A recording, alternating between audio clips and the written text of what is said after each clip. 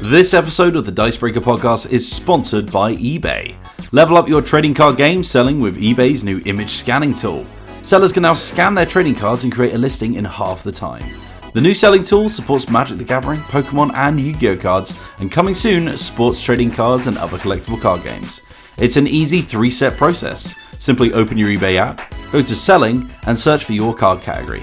Use the new image tool to snap a photo and enter in other details like condition and price. Hit list your item and you're done. It's a snap. Get the eBay app now on iOS or Android, list your Magic the Gathering, Pokemon and Yu-Gi-Oh cards, and start making money on your collections. To learn more, visit ebay.com/scan to list. Link in the description below.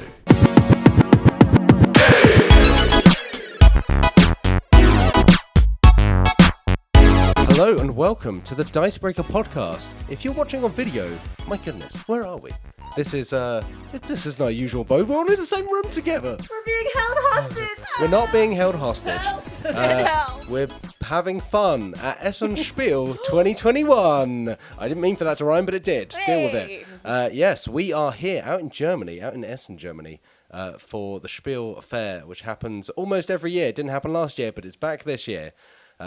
Today is Thursday, so it's the first day of the show. You're probably watching this on a Friday because this will go out after we've edited it together and recorded it and so on. But we wanted to do a podcast special live from the show, so we're crammed into the corner of Lolies' hotel room. It's the only place we could find to film. I'm Matt Jarvis, your host, returning as always. I'm joined by Alex Lolies, Alex Meehan, and Liv Kennedy. I have to introduce them because we're passing around mics, like we're having to share. But we're basically going to go over what we've seen from the show so far, kind of games that we've played, things that we've seen, some of our favourite moments. We'll see how that goes. But to kick us off, Liv. Hello. How's your first day of Essen been? In fact, first day of first Essen for you. First day. I'm a newborn babe out here in Essen. Benjamin Button. This is me. Yeah. No. This is my first Essen Spiel ever. It's been thank you. Oh my god. It's been really good. It's been a whirlwind of a day. I was saying to the others that it feels like we've been out here for days when it's been one day. Precisely one day. Yeah. Yes. So we arrived at like 10 a.m. Did we arrive at like 10? Yeah, we got to the mess at Essen at 10. Yeah. We were there from 10 till 7 p.m. and it's reflected that. But I've played 3 games today, which doesn't seem like a lot, but I swear it is in this setting. We played Paper Dungeon was one we played. Which was that was a hit with me, honestly. I enjoyed it. It's rolling right and it's dungeon crawling. I mean, it's a winner right there. It really is. It's like you're playing as a D&D party. That was their words.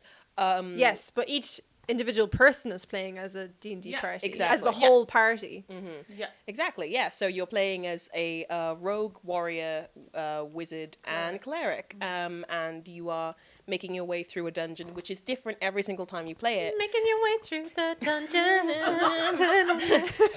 Natalie Imbruglia is playing a piano as you go through. Yeah. Was it Natalie Imbruglia? Whatever. But anyway, It's Vanessa Carlton. Oh my god, I'm so 1,000 miles, sorry. Natalie Imbruglia is torn. Natalie, Terra. You're right. Yeah. Thank you. But yeah, you go through every single time and you draw different walls, and so it makes the experience different every single time you play it. And there are also several different boss monsters you can face. Like one's a dragon, one's a minotaur, one is a vampire, and so it's pretty cool because you can have the cleric who's better at fighting the vampire, or the warrior's better at fighting the minotaur, for example. What did you think about it? I will say, like many roll and writes, it's incredibly luck based in the sense that depending on what dice are rolled. Of course you would say that because you died in the first round, didn't you? Mm-hmm. Yeah, no, I died because the dice, depending on what dice are rolled, you'll be able to level up certain characters in your party. But your party members are kind of linked to different coloured dice. And the dice that were being rolled were just not matching my party members. So I was able to sort of level up my warrior quite a bit. But then my other party members were just kind of sat there on level 1. So it meant that when I was fighting things that the warrior could fight, it was great. But everything else was bad. and then I died. But you can be revived, but it costs 2 points, like minus points at the end. Like a roll and write, it's just all about point collection. But the way that you can collect points is, very different. You can level up your character, you can collect relics, you can like fight monsters, like Liv said, and then it will get you different amounts of points. It was very interesting. There's a lot to kind of take in initially. The explanation was quite long, yeah. But then when you were doing it, it was like, oh, okay, this is fairly straightforward. Yeah. It was an imaginative roll and write. I think it was quite interesting as well, actually, because I don't think I've played any other roll and writes where the game can end for one player before it ends for anyone else. Like in a lot of roll and writes I've played, it's like when somebody has done a certain amount of like failed whatever the case is in the specific roll and write, the game ends for everybody. But in this game, because you've got health and you gain health when you level up characters, but in Meehan's case, she wasn't leveling up very much, so any damage she was taking, she was like catching up what her health level was quite quickly. And so like, Meehan's not out. She loses some points and she gets to come back in. Yeah, but I think it's like -6 or something at the end if you die, or -9. but he said, like did he say what happened if you die again? He was like, it's never happened before. I don't So think you can. right, okay, but. Yeah, anyway, it's really good. I really enjoyed it. I mean, I did very well in it, so... I mean, we did tie, and honestly, it was an honor to tie with you. Yeah, though. but It was an honor. I won the tie. No, you didn't. He specifically said no one gets anything because we both tied, which I think was not very fair. We're all going home. No one gets anything. We only leave with tied nothing. because you had a special card that made you tie. Exactly. Yeah, and that's why I deserved the win. But what I will say, Meehan, about your qualm about like rolling certain dice and then not being able to like level up, there are like certain solutions to that in like the gameplay. Like the wizard is able to kind of like level up and then get get an ability where you can just like swap the dice different colors. So that might have helped. I think you get that randomly. Lolies had that. I had that randomly. card, yeah. You get given abilities randomly at the start of the game, and I didn't have that one, so I couldn't do that. I mean, if you leveled up the wizard somehow, Right, and then somehow. it would have taken. Okay. Oh no, fine. the wizard did. The wizard did have that ability. Yeah, you're Yeah, right. but That was I just a standard ability Yeah. I couldn't level my wizard up because you weren't getting the dice. because I wasn't getting the die. Right. All right. Fair enough. Right. All right, you got me there. Okay. Yeah. So apart from that, also we went and played Far Cry Beyond. Was also something we played. Matt Jarvis is ready with the mic. Speak the truth, Matt. Speak Yeah. the truth. Proceed, Matt. Liv, I have some thoughts about Far Cry. Do you Beyond. now? Yeah. Really? My Oh. thoughts are mainly, God, this is boring. God, this is bland. God, this lacks any real flavour. I think, yeah, so for folks who aren't aware, like Far Cry, long-running, like first-person shooter franchise, this is a board game adaptation of the series, but not of a particular Far Cry game. So we kind of asked whether there are any characters from Far Cry that might pop up in it, and Herc, which is a recurring character in the video games, pops up as a child for some reason. We didn't see Herc as a child, but apparently Herc as a child is in there. I don't really care about Herc. I got no interest in Herc. This is set your stunt people in an 80s movie. So it's got a little bit of Blood Dragon, which was a spin-off that was like kind of neon-soaked 80s. But the thing with Far Cry, Far Cry, the series has many issues as a first-person shooter franchise. It tries to dabble in the political without actually saying anything of note. This board game doesn't even really try that. It's worth saying we just did a demo. They do say it's a campaign game and that there's a story that goes through, but it seems like they didn't really set up the story with any kind of real weight. And yeah, so we're mainly talking just about the pure gameplay, but even the pure gameplay is just not really much to write home about. You move around a grid, so it's a hex grid. There are different environments, so each environment is a scenario, and basically your job is to clear out the enemies. And you play different characters. They have unique skills. My unique skill was has dog, so I had a dog that I could move called dog- Rosie. That's a pretty good ability. I mean, Yeah. it was. I will say the dog wasn't very good. The dog just moved, and then I had two options I could choose from. I could either Bite and bork. basically bark, which would move someone, or melee attack someone. And the first 3 times I missed, so Yeah, the dog Rose- just leapt into midair and just leapt past anyone. Rosie the dog was very underwhelming. Yeah. Very, very much underwhelming.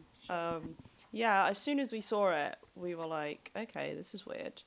And then this is not what we expected. Considering that like Far Cry as a video game series is most beloved for allowing its players to kind of do what they want in just a very exciting or engaging setting. This was not that at all. It was very much like you're in a room. There are some bad people there. You need to kill the bad people, and you do it by just rolling dice and moving around. And then there are some abilities and stuff. I will give it the credit of, unlike a lot of games that do similar things like that, the pacing at least wasn't incredibly slow. Like it was like relatively fast moving. Like I think a lot of games that do that sort of thing suffer from that. But yeah, it was yeah. Do you wanna say your thing? I feel like I really dodged a bullet with that game actually, because Meehan asked me like 6 times whether I wanted to join them, because you needed like 4 players to play it, right? We needed you. And Meehan just kept being like, "Will you play with us? Will you play with us?" And I was like, "No." I just took like one look at the game. I was like, "No." And I'm really glad I didn't. I know, but what were you guys saying? Well, we needed you to play because it's Far Cry Beyond. And people want to know about it. The people need to know there's not a good game. People need to know there's not much to know, but that's why we're spreading the word to people that this game is very underwhelming. The word is bad.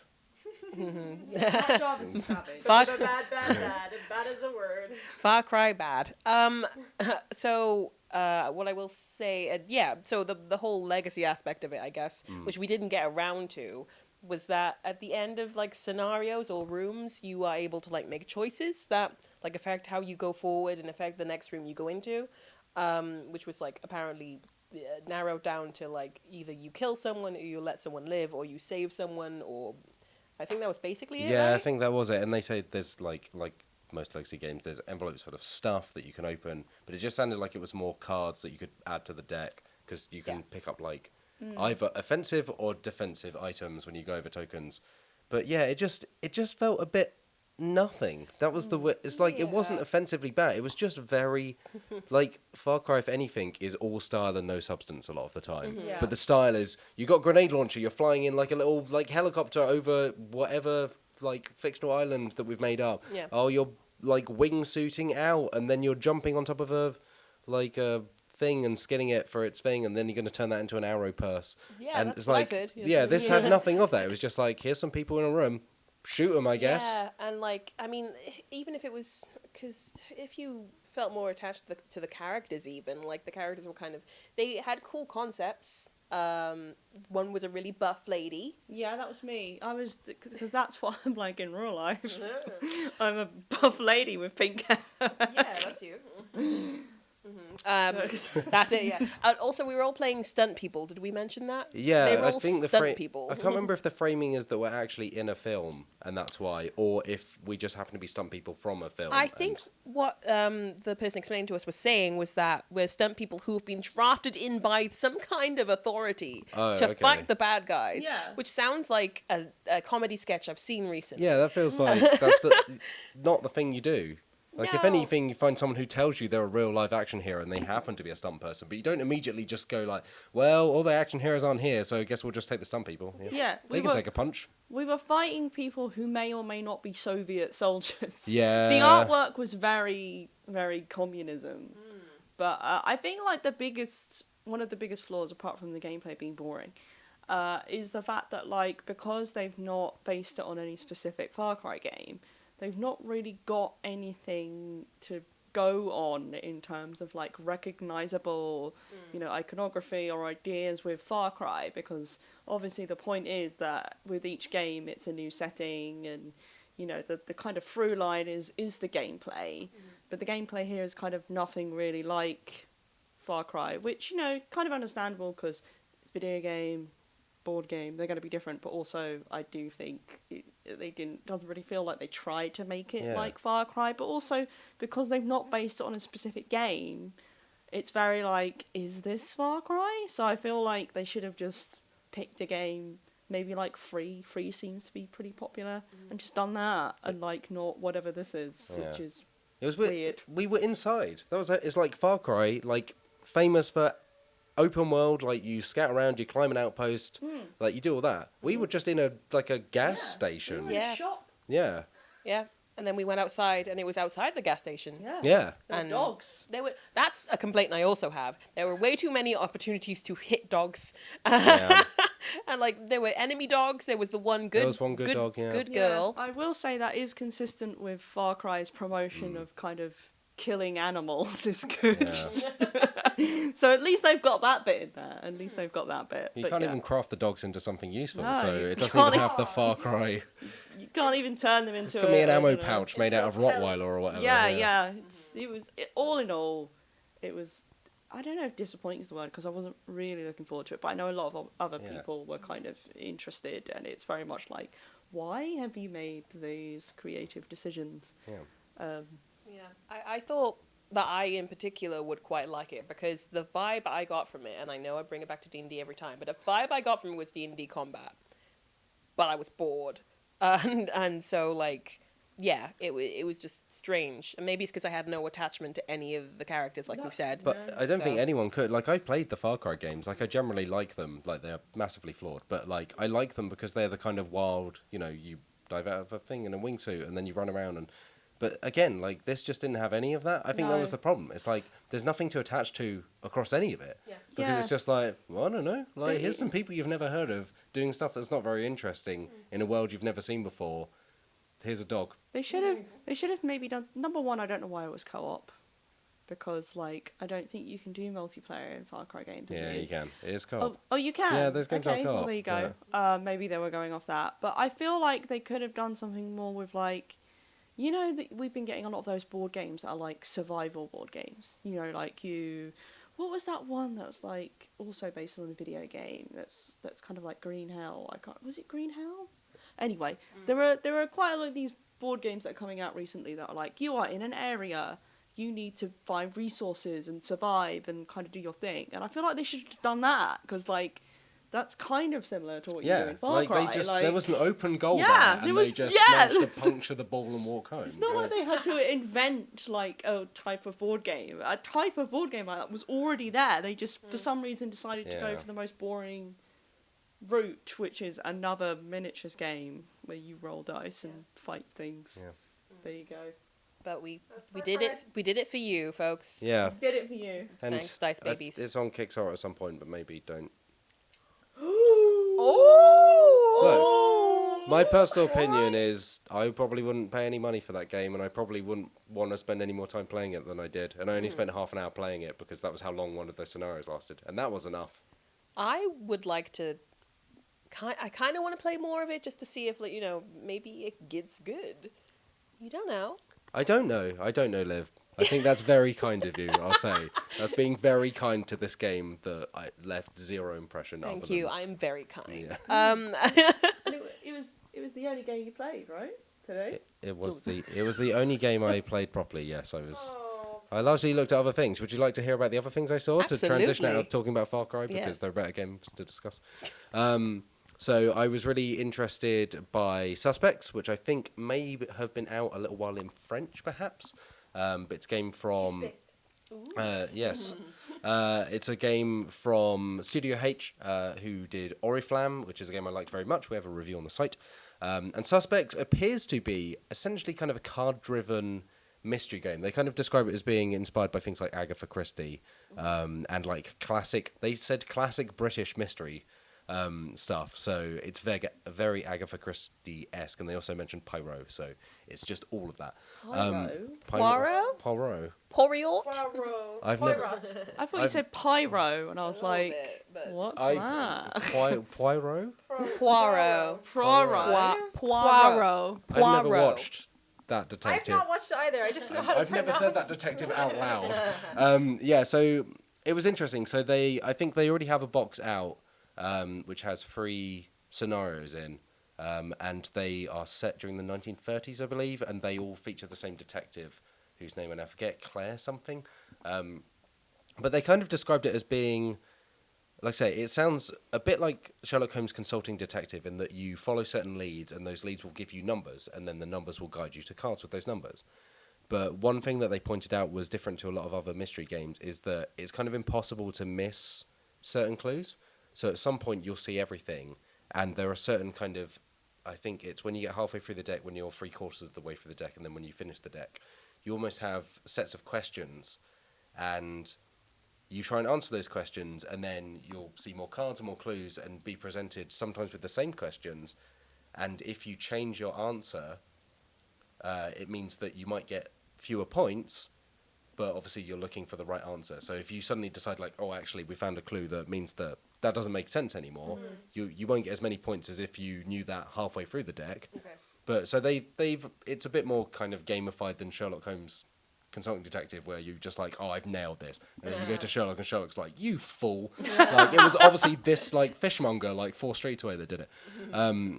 But it sounds like it's trying to be a much more approachable version than Sherlock Holmes Consulting Detective. They said it's very kind of text heavy, it's very kind of narrative driven. I'll put the thing in that I have not played it myself yet, but I was very interested by the idea of it, and I like those kinds of games. So, and it sounds like they are very much going about it with a, hey, like, this is a bit more forgiving if you're trying to actually solve this. But Matt, we like being reprimanded by Daddy Holmes. Anyway. I have written a script recently in which I referred to Sherlock Holmes as Dad, so anyway, look forward to that. Yeah, the other thing that I saw a few other things, but the other thing that I was particularly interested in was the Cowboy Bebop RPG, which was only recently announced just before Essen. So it's coming from Fumble GDR, I think, is the studio, but I believe Italian design studio. They previously did quite an acclaimed Italian RPG called, oh gosh, now I can't remember what it's called. I'm very sorry. I can't remember what it's called. It's been a long day. It's in the story. If you go and read it, chase the story on the site. But yeah, I was intrigued because there's been, obviously we saw the Avatar RPG recently. There have been a number of licensed RPGs, things like that. And this one seemed a little gimmicky on the face of it. It was kind of like, oh, we've got 2 different coloured dice because Spike, the main protagonist of Cowboy Bebop, has 2 different coloured dice. So it's like, if that's what you're leading with here, that's maybe not exactly the right foot to get off on. But actually speaking with the one of the designers, it sounds like they are going about it in the way that you would hope. And they seem to be quite aware that, hey, people are a bit suspicious about licensed RPGs and the quality of them. But was very much saying, like, you know, the reason we're not just making like a D&D 5e sourcebook is because we want it to feel like the show. They mentioned briefly wanting to make it feel jazzy. And like the show has a lot of jazz music. They didn't go into details because it's still very much in the early stages, but they were like, we want it to feel like there's a crescendo like you have in jazz, like it builds to something. And we also discussed kind of like the visual style of the anime, and they said that that's something they're also trying to get across in how it actually feels to play. One interesting thing they mentioned, which will be a story on the site, maybe by the time this goes live. If not, I guess it's breaking here, is that you'll be able to play as the main Bebop crew, so Spike, Faye, etc. And yeah, that surprised me because normally those licensed RPGs are just like, it's in that world, but it's taking place like around the corner from where all the main stuff happens, all of that. But they were just like, yeah, you'll be able to play as the main crew if you want. You'll be able to make your own characters as well. But if you just want to play as like Spike, Faye, and Jet, like you can do that. Which, yeah, was interesting, but I was reassured by talking to them as someone that likes Cowboy Bebop a whole bunch. They were like, yeah, we get that people are going to be suspicious of this and a bit cynical probably, but we are actually kind of going the extra mile to make sure that this like does justice to the show, basically. So that was quite reassuring. Yeah, I feel like with Avatar, for example, being pretty good, although we've only played the quick start.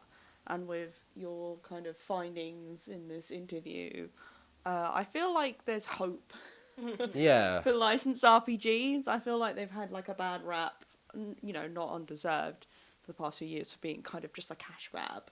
But like it feels like, especially with the words of we're designing it around like the series, like how it feels, we want to make it feel that way, is kind of how Avatar feels to play. So I feel like, yeah, I feel like this is a step in the right direction for not just taking 5e, slapping a license on it and saying, there you go. It's actually thinking from the ground up. Like, how does the thing, what do people like about the thing?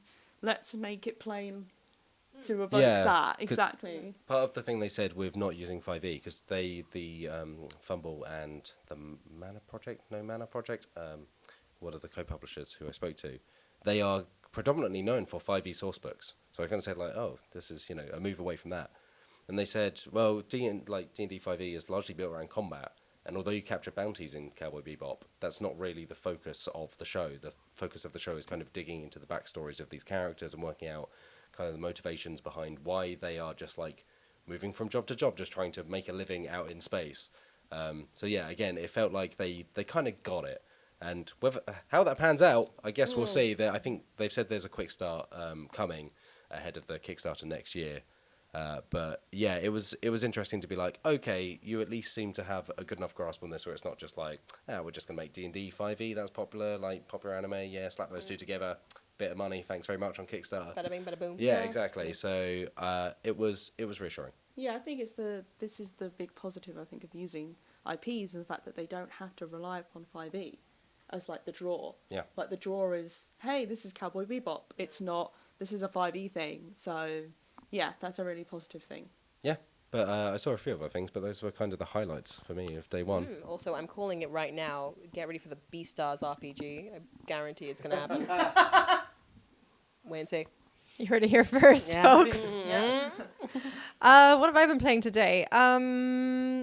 I obviously did Paper Dungeons. I'm literally like racing through my head right now. I played a game that I think only has a German name. It's called, I'm reading it right now. Magistrate? Magistrate. It's just a 2-player game which plays like quite simple. It's by a new publisher that I believe I was told they only started like making games in June this year, like brand new, and they've got 2 games that I checked out, but this was the only one that they kind of also had in English. And it's just a 2-player game where you've got this like little I don't know, like a bunch of you've got this row in the middle essentially between the two of you, and both players, one player plays black, one player plays white. You have 3 different size pieces going up in size. So you've got like regular cubes, then you've got like slightly bigger ones, and then you've got big like cylinder type ones. And you've got lots of cubes, some of the middle ones, and then like even less of the big ones, but I didn't actually count them. Roughly around that. And you have a bag and that you draw tiles from. They're round tiles. And there's 3 different tiles you can draw. There's the 2 main symbols, which I feel like represent like ice and fire. Don't quote me on that, but I'm just going to use that as to describe the game. And then you've got a 3rd one, which is kind of like a trump one, which essentially like wins you the thing if you draw it. And so you both like draw from your bag and you place them on your own side of the board. And then starting with the starting player, they get to place down their pieces next to the bits where they are essentially like betting the pieces. So the bigger your piece, you're essentially going to win if the other person puts down a smaller sized piece. You cannot put the same size. You can either put smaller or bigger. Sometimes you're forced to put a bigger piece sometimes, especially once you get to the end game, you start running out of pieces. And the whole game is just trying to collect either these like these different tokens, fire or ice, I'm going to say, because there's a track and you both start in the middle of the track. And if you collect fire pieces, you move to one side. And if you collect like ice pieces, you move to the other side, but with using the same token. So you can move, towards the fire, but like, and if you decide to go that way, if you're then collecting the ice pieces, you're going to start going back on the same track. So you're kind of focusing on one of these 2 elements. And then depending on where you land, you get points at the end of the game. And you can also get bonus points if you, in any given round, win like more of those tokens than the other person. You get like bonus points you can win. It's a very, very simple premise. Like I played a whole game of it in, 20 minutes or something. There is also like 2 advanced ways that you can play. There's one where you have like special characters, so they have special abilities. I didn't play with any of the advanced versions, but I am aware that they exist. So yeah, you can play as special characters with special abilities, and also there's a dual deck, which I can't remember what it does, but there is a dual deck that does something extra as well if you want to play with it.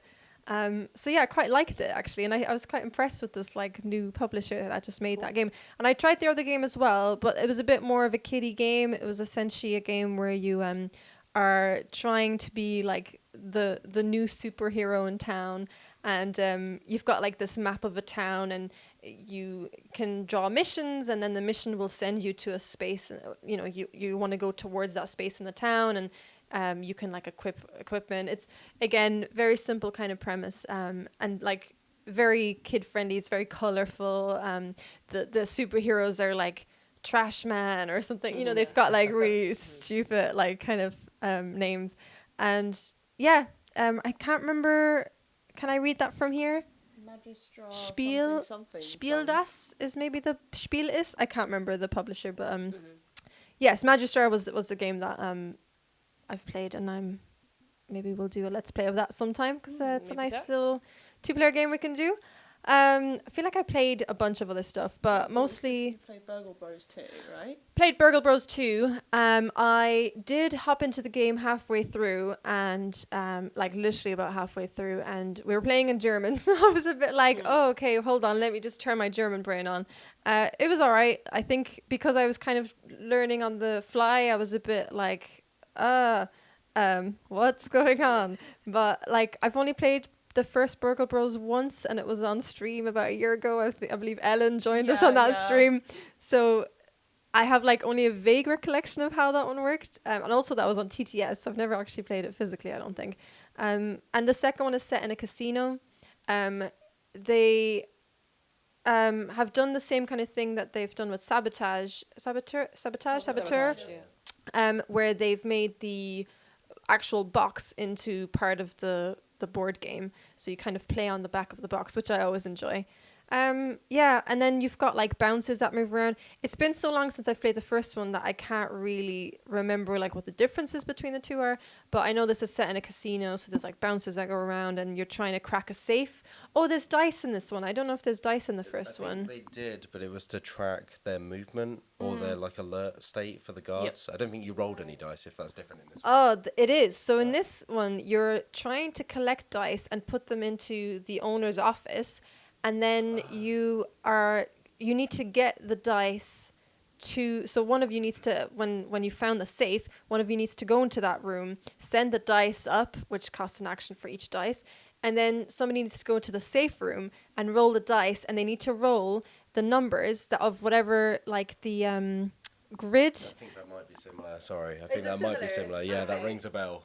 I don't remember doing that, but that's how that works anyway. You essentially depend, and so it will change for every game, obviously, because the grid, every tile has like a number in the corner, and you're trying to roll the numbers that are in the grid that where the safe happens to be, and obviously that usually gets put down randomly at the beginning of the game. Yeah. What else have I done? What else have I seen?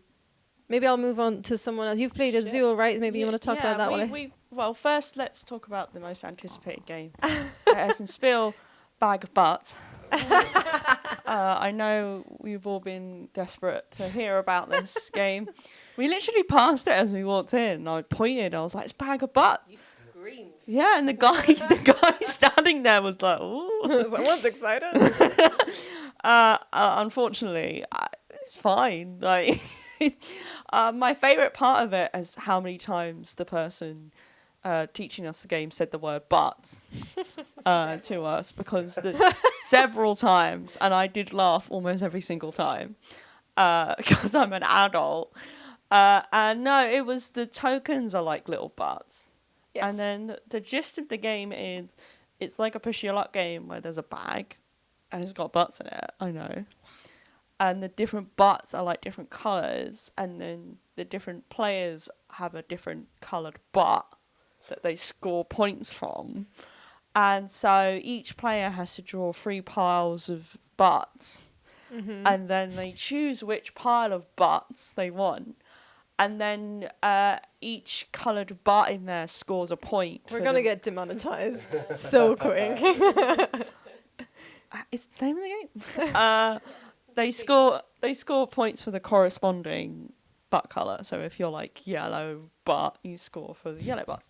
But then there are like other more complicated butts that go in there that like do other things. Like you can't pick up certain piles if a certain coloured butt is in there. Yeah. And yeah, we didn't actually play it. It was sort of demoed for us. Oh yeah, no, there was a kind of awkward moment of like we watched it was demoed for us, and then they were like, "Yeah, cool," expecting us to either play or maybe buy a copy. And we were like, "Yeah, thank you." Yeah, I think the exact words we used were, "We might come back."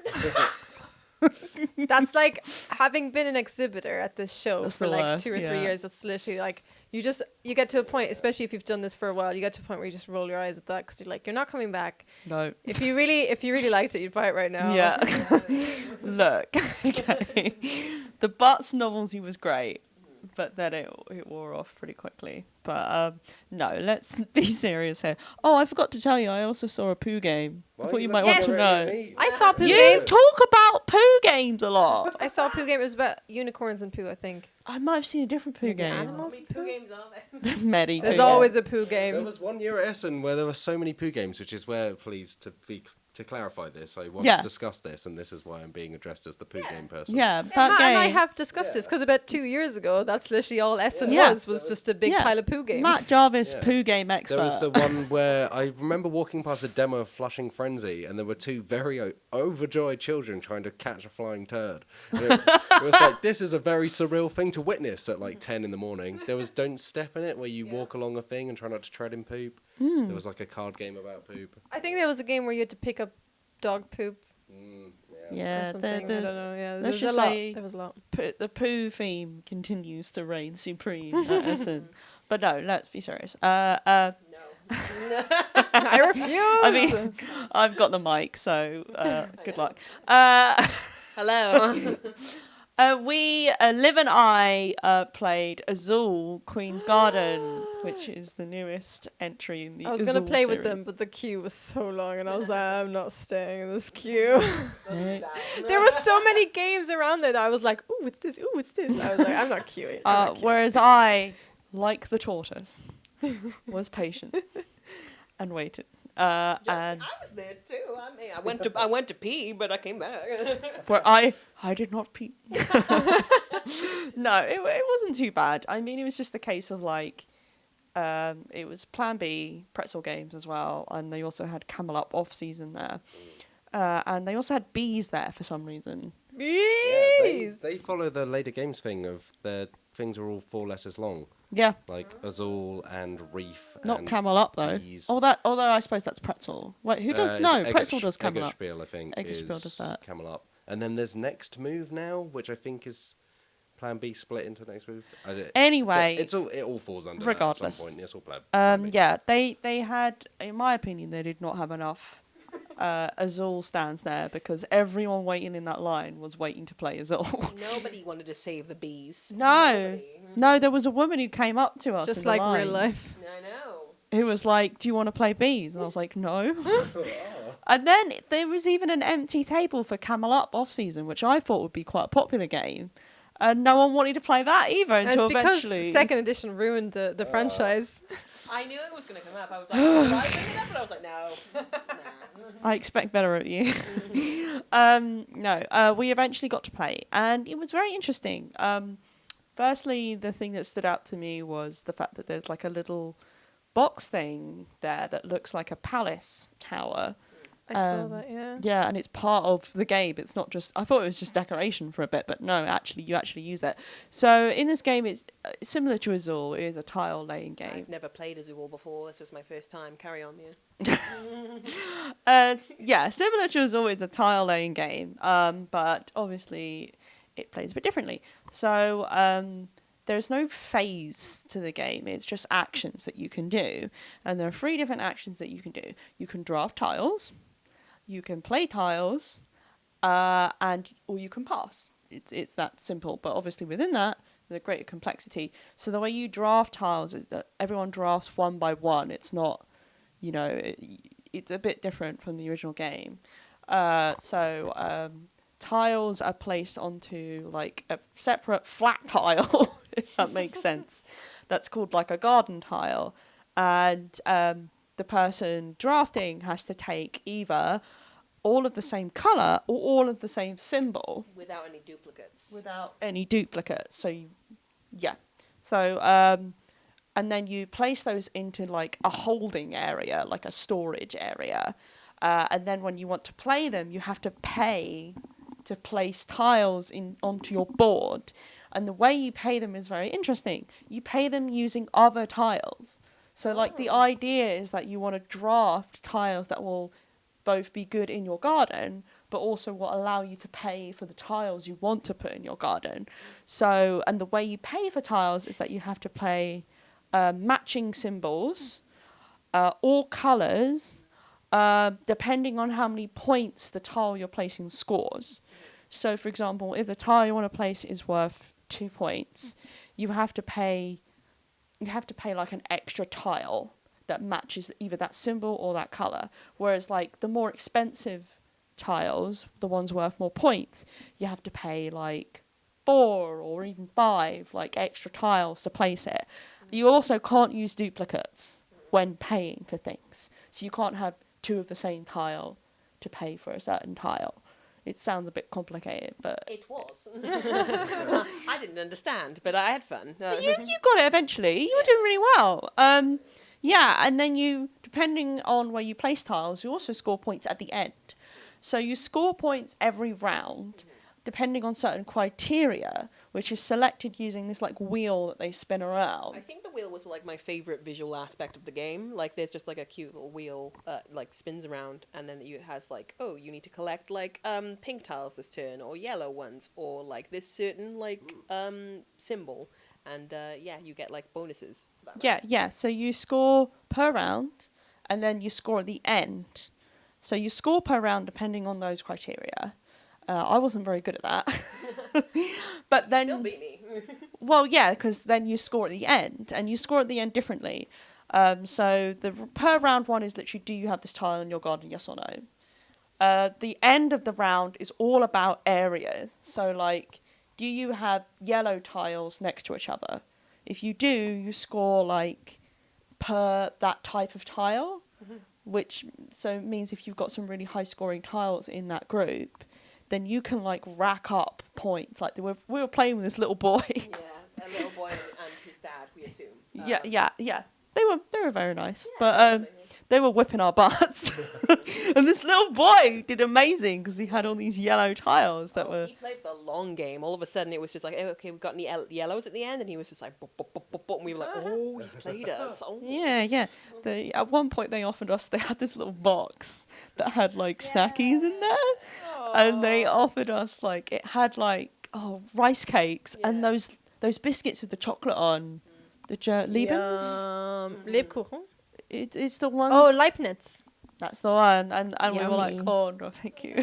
You should see. This is obviously all happening in my hotel room. You should see. There's a little table right next to us that's just covered in snacks, because that's the first thing we did. That I did yesterday was just bring home all the snacks. Yeah, but no, it was actually it was really good. Like it's got that same like appeal of Azul, which is planning ahead, picking the right tiles, like thinking both scoring per round but also at the end.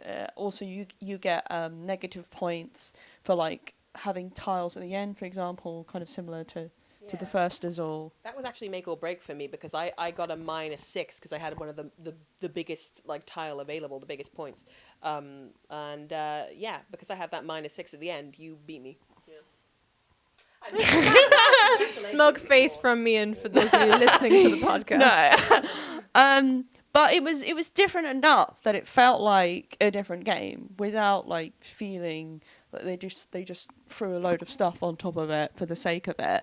Also, the little, in case you're wondering, the little cardboard palace thing I mentioned at the beginning, you pay your tiles in there. That's what it's used for. I was going to say, like, I remember Will's being very up on Summer Pavilion when he kind of did like a double review, I think, of Azul and Summer Pavilion. And there's also Stained Glass of Sintra in there somewhere. I never saw tiling, like tiling of walls and tiling of gardens becoming this big franchise, but people love it. Yeah. Like, those games are good. Yeah, Like, those games are really good. It was easily one of the most popular games that we saw. I mean, it was one of the only games that had a line to play it. And like I said, everyone in that line wanted to play Azul. They didn't care about the other games. Every year that I've been here, that Azul has had a new version come out, it's always been like super popular. I think like lines is quite a new thing for this year in general. Like, I don't think I've ever seen lines at Essen before. So like, yeah, it was the same but without the lines, because I think like the way they had their stand was that it was like literally cordoned off, so you couldn't get in unless you got into the line. Whereas like previous years, you can just like walk onto the floor and you just wait till a table becomes available. Yeah. So yeah, that's why I think you can kind of spot the popular games quite easily now, because there are queues, which has not been there previous. Just you crowd around a table and then a seat opens up and 4 people flock to it. Yeah, literally like hop on your laps almost while you're trying to leave. It was actually impressively efficient there, because they would have people kind of looking around, checking to see whether a table was free, and then they would come over and say, you know, do you want to go over there? It was just like when you'd had this empty table for like bees or something, and then like, do you want to come and play bees? And it was like, no. Also, like, shout out to the demonstrator who was teaching us in English and then also them in German. Wow. Like the boy and his father. Yeah. And it was just like, did an amazing job. Also, little boy won. I just wanted to. Little boy beat us. I walked past when you guys were playing it, and I was like, oh, because I was kind of just wandering on that area when they were queuing, and I just kind of popped back to see if you were still in the queue, and you were sat at the table, and I was like, oh, look, there's a little boy playing. So I'm glad to hear that he won. We were all rooting for the little boy, let's be fair. I'd like to say I was second. Thank you very much. You were. Nobody cares about second. If you're in first, you're last. I almost beat the little boy. But all in all, I enjoyed myself. Like it was good. Like I'm hoping to try it this. Yeah, weekend it at was. some point. I very much. Once again, Azul continues to be a great series. Who makes Azul again? Help me out. I think it's Next Move now, but it was... No. Oh. Designer. Oh, it's Michael Kiesling. Yeah, as proven before, Kiesling continues to be an absolute boss. So there you go. And yeah, that's what I played this day. I remembered something else I played. I played a new game by Ricky Tata, the designer of Coup and The Chameleon by Pick Potato as well.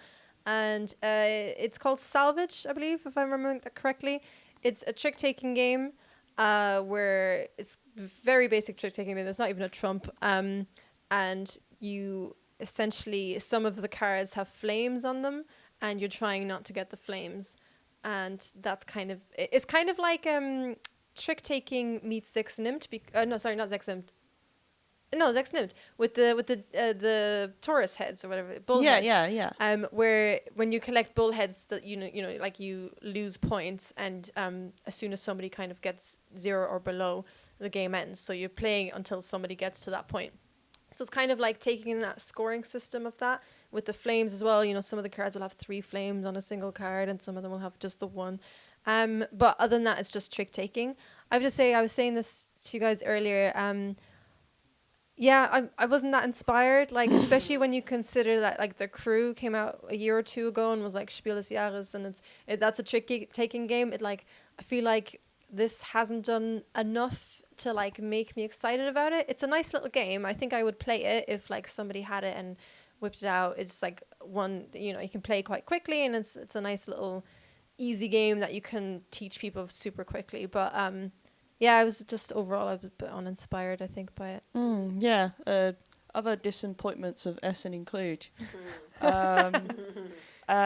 Unmatched Volume 2 is not here. Despite being informed it was.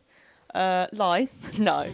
I think there was confusion. It's actually been the release date has actually been pushed to I think further into next year. Due to, guess what? Containment issues. Yeah, that's a lot of issues here. Container issues. So they're not showing... They were showing it somewhere that I could not access. It was weird because they were like, "Oh, it's in that little lounge area," and we were like, "Oh, to play on the No. yellow stand. No, Yeah. they could look at it, but I wasn't even allowed in there. Yeah. So I've been in that lounge before. Yeah, no. But my friend got me in, and I don't remember how he even got in Business. because I think he was just a press don't know. a few years ago. So I feel like as press you should But get to in. be honest, I think right? Right, Matt? I think so. Normally, I, I think normally that's you like just a- smile politely and wave the thing. Yeah. Did you wave your press pass? I would say I don't really think what looking at it's really going to do for me either, because I know roughly how Unmatched plays. Like the key is how the different characters play, but that was a bit disappointing. And also Dune House Secrets, you just can't play it. It's there. You can look at it. You can buy it. I spoke to the person. I was like, "Can we play it?" And they were like, "No." And I was like, I "Okay." wonder if it's too long to demo or something like that, or too I narrative don't know. heavy. They could have had a special demo that sometimes we they could have play, demos, like yeah. you know, to give us an idea of what it was like. But instead, they were like, "No, you can look at it and you can buy it." Yeah. And I was like, "Okay, thanks, Paul Games." Yeah, there was a few. I was just speaking to a few publishers today, and it seems like the shipping crisis that's Yep. ongoing just seems to be Yep. hitting everyone. There were a lot of publishers I spoke to who were just like, "We had multiple releases planned for this year, but now they're next year, hopefully." Yeah. And a lot of people saying, well, we hope to get this out next year, but who knows at this point, because partly, particularly for us here in the UK, they were like, Brexit's been real trouble. And then they were like, COVID's been real trouble. The shipping Yay. crisis has been real trouble. Production issues, real trouble. Yeah, So, yeah. Because I yeah, mean, it's there's the quadruple whammy of issues Yeah. affecting the industry. there's resource shortages as well, which is Yeah. great. I mean, I was talking to who does Vivid. I'm trying to remember. The publisher of Vivid, which was a game that I was quite excited about, and it was supposed to be here. And I saw like the flyer for it and everything, and I was like, "Oh, this is exciting!" I went over and said, "Are you not demoing Vivid?" And they were like, "Oh, it's not arrived yet. Like it's Yeah. somewhere. Like it's not come back later into the convention, and maybe it will be there." And I was Yeah. like, "Okay." It's always been a running thing of Essen is the first day or two. There's a lot of people going, yeah, we hope it'll turn up by day 3 or 4. But I feel like particularly this year with all the shipping nightmares that have been going Yeah. on, I feel just trying to predict anything or hoping that something will turn up in a matter of even weeks or even months at some point is, people are just, they've been hit really hard. So, it's not been great to hear, but I think it's affecting everyone across the industry. So it's just, yes. Has anyone else played anything else, or should we... Just one last thing. I didn't play it, but I'm very excited about it. I probably won't try it, but I got a run through of Welcome to the Moon. I've played. Have I played Welcome to? We've played Welcome to on the channel. Yes, we have, because we did it as you've never played. I think Yeah. with when Johnny was still there. It's a roll and write where you do things, and it's great. And I'm a big fan. Do you remember there was a time when like every week on the Yeah. podcast I'd played it to death. So they've made a new version because there was Welcome to Your Perfect Home, Welcome to what's the second one called again? Welcome to the casino. Las Vegas. Yes, which I tried at Essen 2 years ago, and I tried that before Welcome to Your Perfect Home, and I remember being like, this is very complicated, but it's because I hadn't played the first version. And Welcome to the Moon is the next game in the series, and I got just explained it roughly, and it's great because essentially it's a roll and write. They've changed it from being paper and pencil to being dry erase, which I appreciate. And you get like 8 different maps in it, or like 8 different like sheets, I guess, that you play with. And each sheet has like slightly different rules. Each sheet is like kind of marking your trip from Earth, which I can't remember what he says happens to Earth, but something happens to Earth. Oh, and then no. it like you essentially making your way to the moon. You know, one of them is you flying from Earth to the moon, and you building stuff on the moon, and like all these kind of things, like almost telling a story. I believe he used the word campaign at one point, which was really interesting. I would like to try it.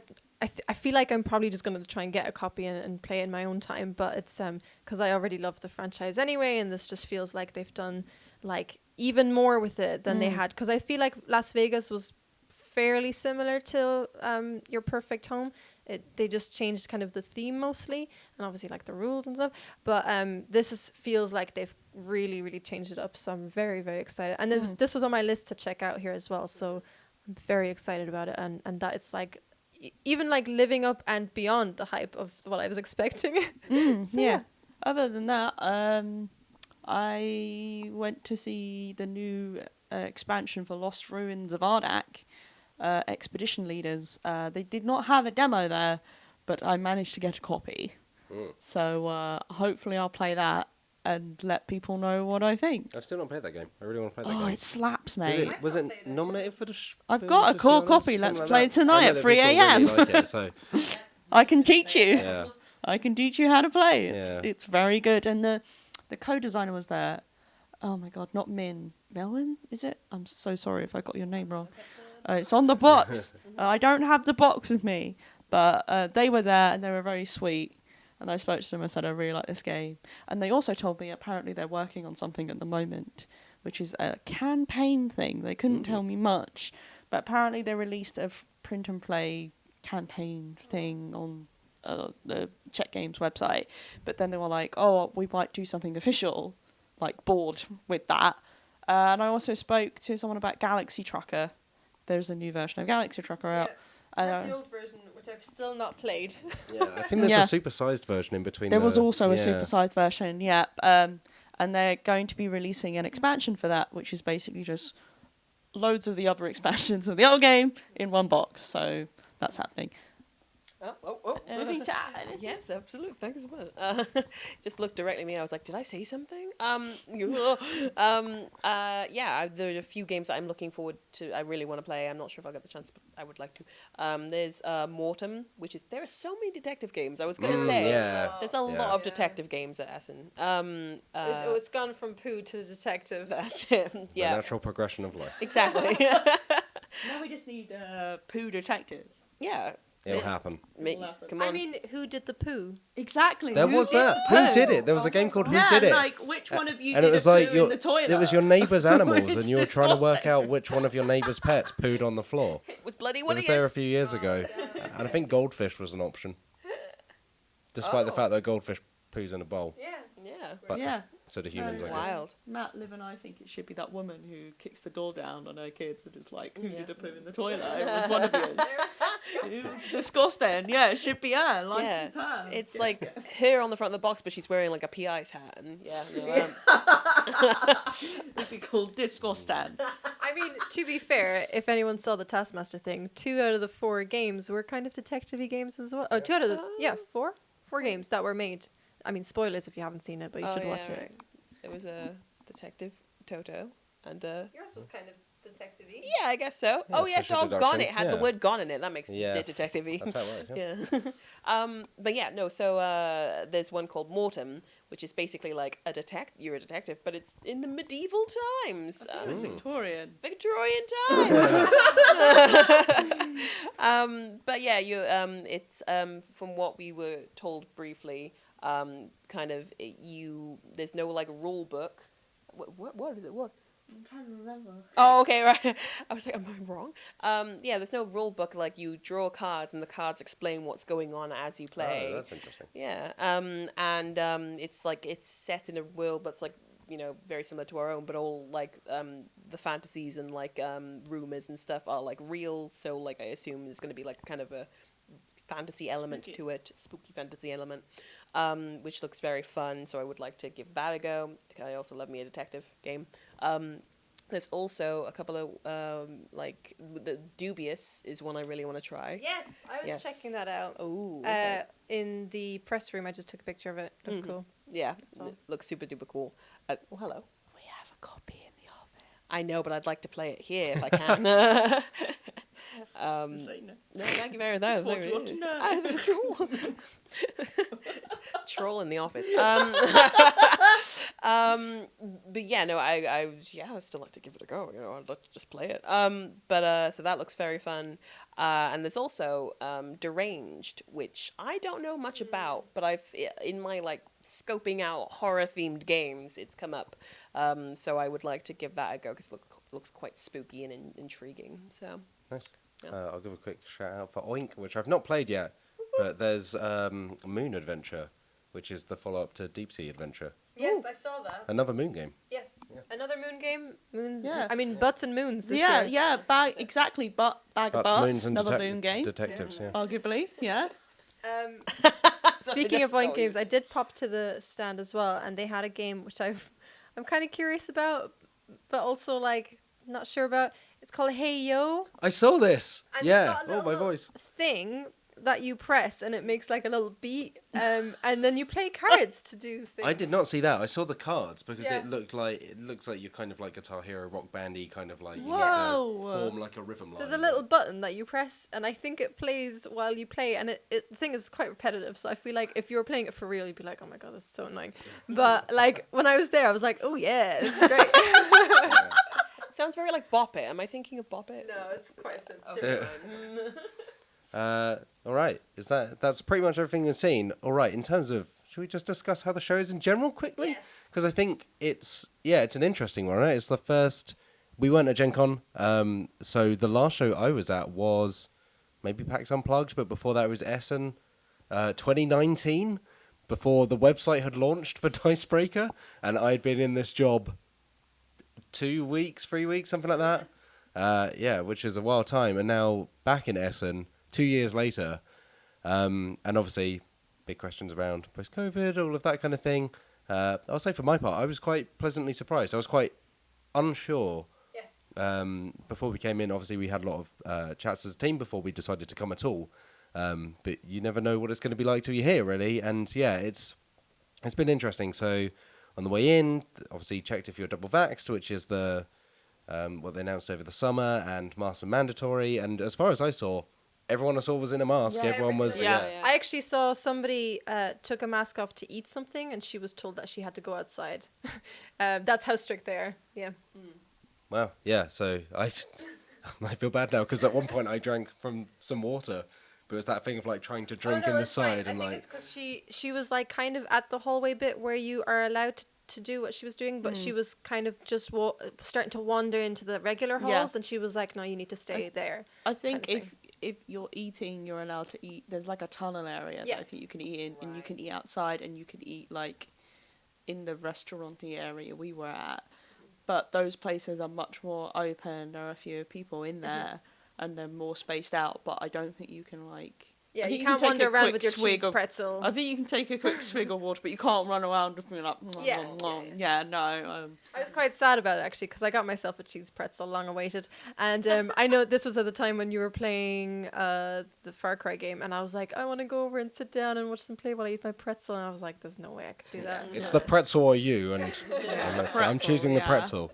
But You know what? Fair. No, I've felt relatively. They've been quite stringent about it. You have to, like I said, provide the passport, the vaccination passport at the door, and I would say obviously that you're walking past a lot of people.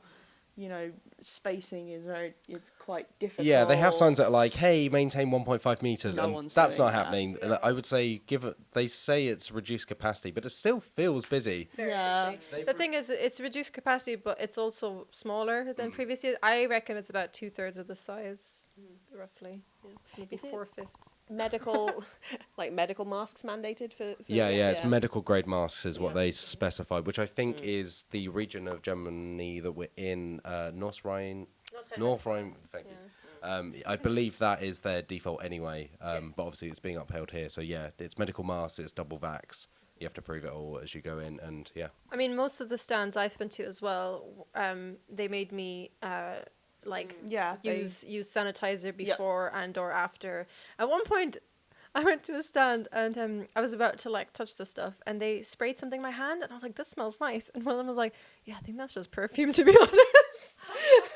Oh, you heard it here They're first. like, "It's alcohol." I was like, "Okay, well." Also, when I was like, it was a nice sign that I was like leaving the toilet and I was going to wash my hands, and everyone was washing their hands for like a long time. Yes. It was really good. The only thing is, it's all cold water, like freezing Yeah, cold, so it yeah. doesn't feel like you're doing much. No. But yeah. And I would say compared to past years, particularly as we were walking in, because normally there's just a huge throng of people outside. Yes, It's just, normally it's a crowd that you just get wedged in even before you get in. But it's been queues just everywhere, but nicely distanced queues, and it sounds like all of the stands I saw, like no one was really crowding around tables like they like typically do. It was a lot of people kind of waiting quite patiently. I think it was only really where people were moving past each other that people were kind of, getting a little closer, but it still wasn't like people charging through and like shouldering between people and all of that. This is the first day. It's only It going to is get Thursday. busier. So. It's gonna get busy. Well, potentially busier. I mean, you Unless did it's mention that they are like you can't buy like a weekend pass. So I reckon it could be the same levels of busy every day potentially, because some people might not be able to. I don't know, but we'll see, I guess. Yeah, but I think it's at least a positive thing of, like I say, this is the first event I've been to in 2 years. Yes. It's the first time I've been around more than like 4 people at a time in 2 years. And it's been reassuring as like okay, this can feel safe and like doable, because I think the industry has kind of needed it. Yeah, I mean, I was at EGX last week, so I can like compare it to another event that I was at only a week between. And that was in London, and in that case, they did check your COVID pass on the way in, but I feel like I saw a couple of people sneak in like without it, and I think I saw on Twitter as well that some people said they weren't being checked. But overall, anytime I tried to enter, they checked my COVID pass, and nobody was wearing masks inside though. So like, and also again, this was like obviously not board games, it was video games. People were touching like controllers and everything, and I think some stands were like wiping them down in between, but like the retro games area, I don't think, for example, that was happening, and like hand sanitizing wasn't as much of a thing. So I do think that this in comparison is like a lot more stringent. And I while I was like, when we came into the hall this morning, it's a 9-hour day. It starts from 10 and goes till 7 p.m. I was a bit like, oh my God, I'm going to do it. It's the longest I've ever worn my mask, I feel like, although it's apart from like traveling around somewhere. And I was like, Essen already really gets to your throat, because there's a lot of like shouting over all the other noise in the halls. And I was like, how is that going to be when everyone's trying to do it through masks as well? But it was fine. Like after a while I didn't even notice the mask, and it was like I don't feel like I was talking any louder than I usually do at conventions, and it seemed fine. I feel like the fact it's spaced out a little bit more means that you don't have to shout like you're in a club as much either, because there's not a throng of people around you all having their own conversations while someone tries to explain a game to you as well. So I definitely did a lot of talking. I was mainly in meetings, which is why my throat's completely just gone now, but in terms of everything else, it just felt it wasn't that bad. And then we made you do a podcast. Yeah. Well, such is the job. Should we talk about other highlights? Yeah. Let's go for it. What about the highlight from last night? Are we going to get there? We were discussing earlier, like, are we going to talk about this on the podcast or not? We have to. We have for the content. Yeah. Yes. The people need to know of our embarrassing mistakes. Oh my God, it was so funny. So we arrived yesterday evening, and we just like got settled in our rooms, and we're like, right, let's get food. And I'd done like a bit of research as to restaurants around the area, and I really wanted some very German food. It's been 2 years. I really want like a schnitzel or like something along those lines. And on the map, it said there was a restaurant right next door to the hotel we're staying, and it had a very German name. And I was like, they definitely serve German food in there, I reckon. So we were getting ready to go, and Matt at this point had figured out that there was actually like a bunch of restaurants on a street, like a little bit just around the corner further down. And I was like, but let's try this place though. Let's go here because I really want German food, and it's right next door. It's so easy. So we went in, and it was like, this the very like hotel entrance where you've kind of got like a sliding door, a bit of hall, sliding door, and then is like the main hall with the reception and stuff. And in that kind of little slidey door room, there was a little table, and there was some forms, and there was a sign that said you have to fill in a form before you come in. And I was already a bit like, oh, this is like a weird hotel that, they didn't make us do this in our own hotel. And also, what if we don't actually... Yeah, also a museum. Yeah. And I was like, first of all, why are they being so stringent? But also, like, we haven't even decided whether we want to eat in the restaurant yet. Yeah, like, there wasn't a menu outside. There wasn't a menu outside. So we were like, I kind of just poked my head in and was like, is the restaurant open, just to make sure? And the lady was like, yeah, it's open. And I was like, okay. So I was like, right, let's all fill in one of these forms. And it was all very COVID related stuff. Like, have you had any COVID related symptoms? Are you double vaccinated? And blah, blah, blah, blah, blah. And we walked in, we were trying to go straight to the restaurant. And the lady at reception was like, oh, I need to see those forms first. So we went, and she asked to see our COVID passes, which we showed her. And as we were stood there, like kind of dealing with all that, I was like, this is weird. And I actually turned to me, and I was like, man, every person that's walked into that restaurant is about 80 years old. Yeah. And I was like, okay, whatever. Maybe it's just like one of those places. And then we walked over to the restaurant and we looked inside, and there was like a bunch of people in there, and they all had white hair. And I was like, is there any chance we're in like an old people's home? And as it turns out, yes. We had tried to eat in the restaurant of an old people's home, and nurses bringing elderly people. There Yeah.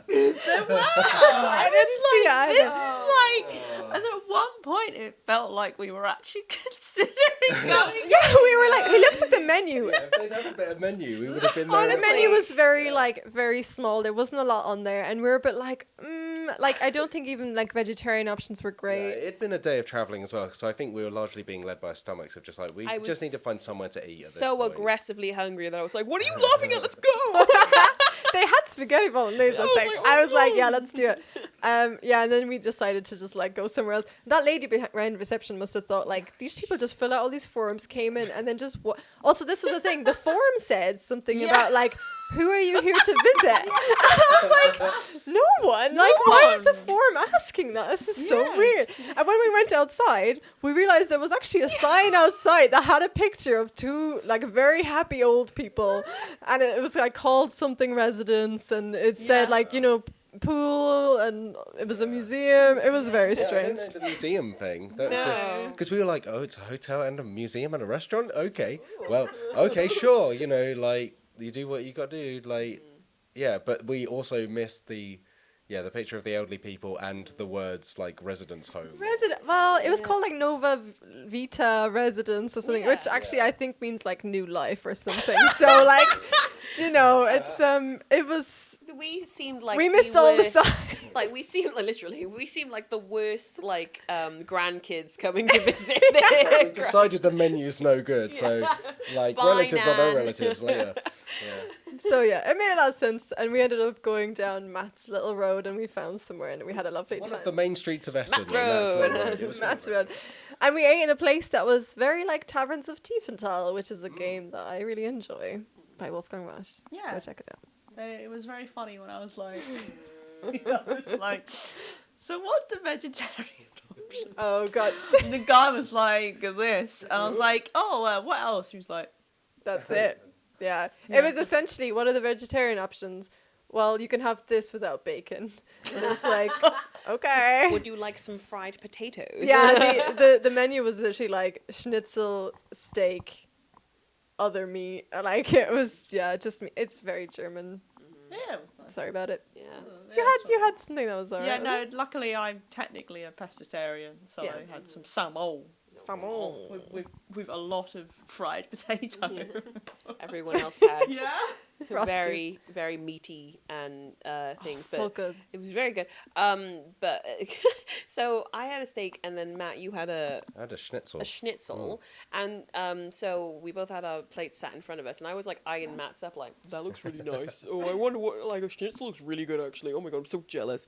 And then we figured out that they had actually Yeah. mixed them up, and I was like, oh, that's why I was salivating over that steak. I looked at it and I was like, Yeah, me and like as the only person not eating meat around the table was like, I don't think that's right. I think you've got each other's dishes. I was like, no, it's different sauces with different schnitzels. And she was like, yeah, but usually schnitzel has like breadcrumbs. And I was like, oh yeah, you're right. Yeah. Because the steak was just a steak. I didn't even question it at that point. I would have eaten the wooden table that they were served on. We hadn't eaten in like 8 hours. We were Yeah. so hungry. Long Yeah. train I journey. was getting really, really peeved because we kept walking along looking for restaurants, and I was like, I'm gonna eat one of you, okay? And I We don't know walked who it past is. a lot of restaurants because I was so determined I wanted German food. I was like, I'm not going to the pizzeria. I'm not going to like this place. And then we found just this was like Goldilocks. It was a very Goldilocks moment for me.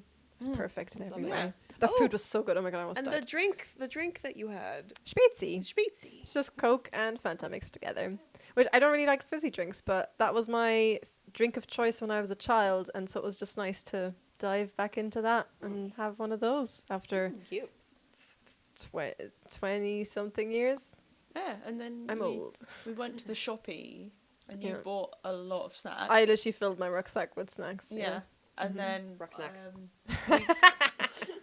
we got a few snacks, didn't we? And one of them in particular is a set of sweets.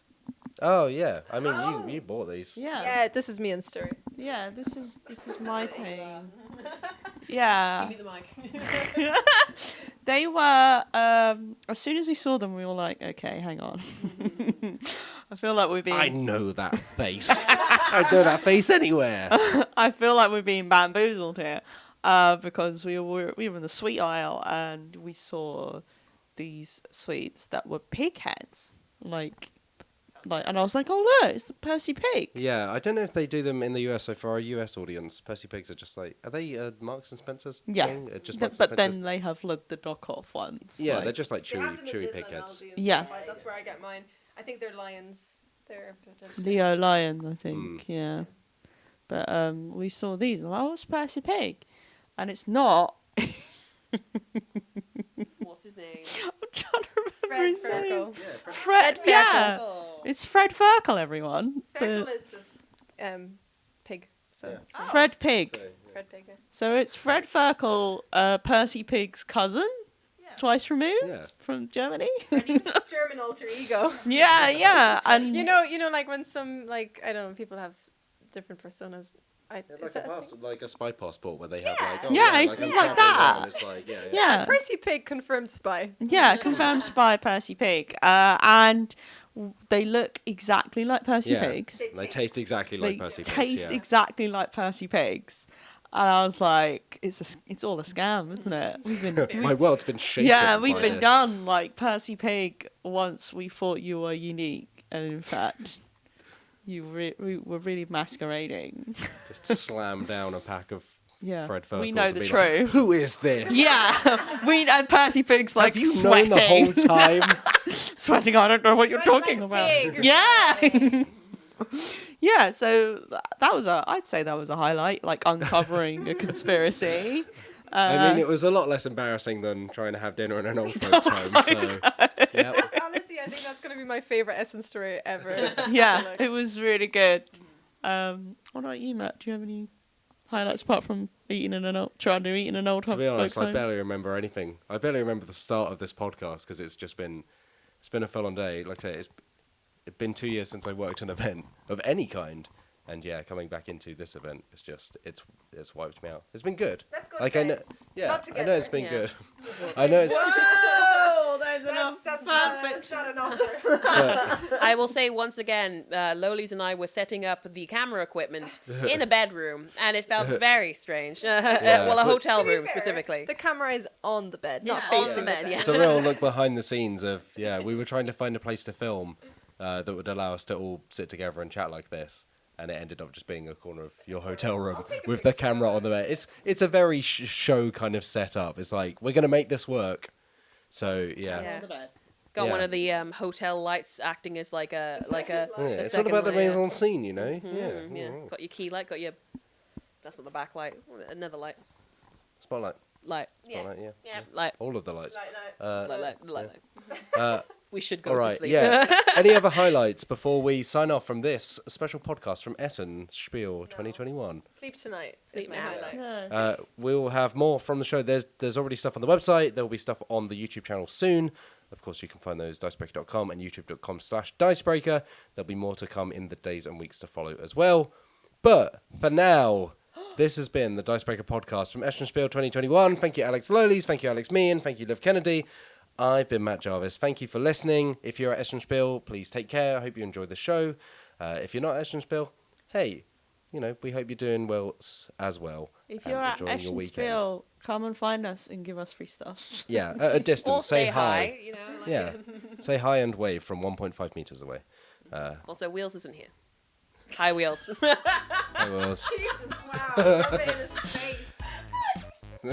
Wow. Shout out to Wheels. Hi. Wills will be editing this, so let's finish with a big hello to Wills. Hey. Thank you for listening. Goodbye. Have a lovely day. Bye. Bye, Wheels.